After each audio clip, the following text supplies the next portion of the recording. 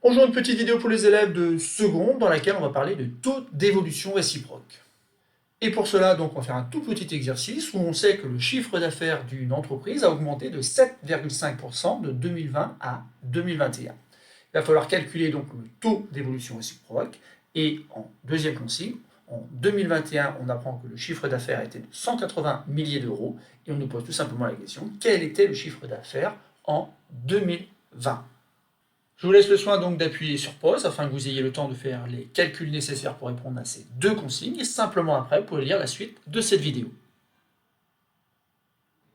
Passons donc à la correction de cet exercice. Et dans un premier temps, on va expliquer ce qu'on entend par taux d'évolution réciproque. Et pour cela, donc, on va schématiser un peu ce qui se passe. Ici, on sait qu'en 2020, il y avait un certain chiffre d'affaires pour cette entreprise, mais qu'après, ça a augmenté de 2020 à 2021 en faisant une augmentation donc de 7,5%.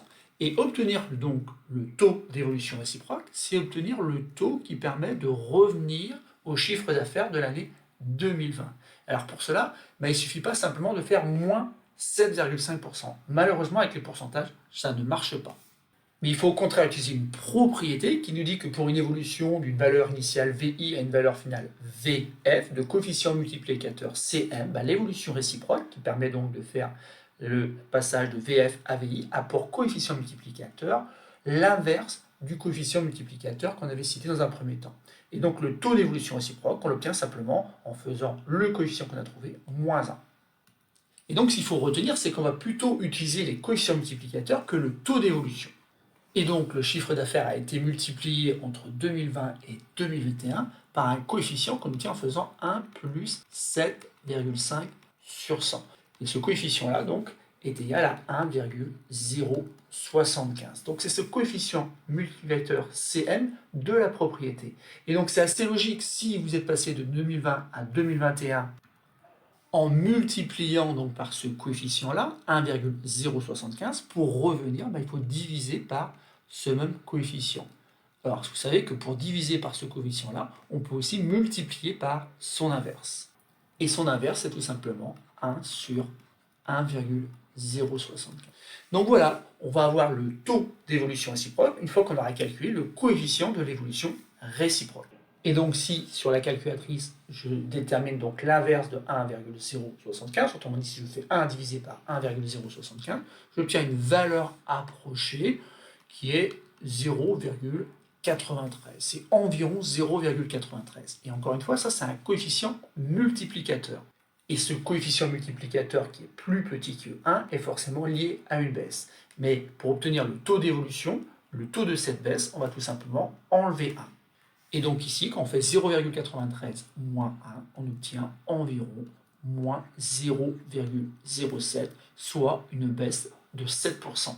Puisque pour passer de ce taux-là à un taux en pourcentage, il suffit simplement de déplacer la virgule de 2 rangs.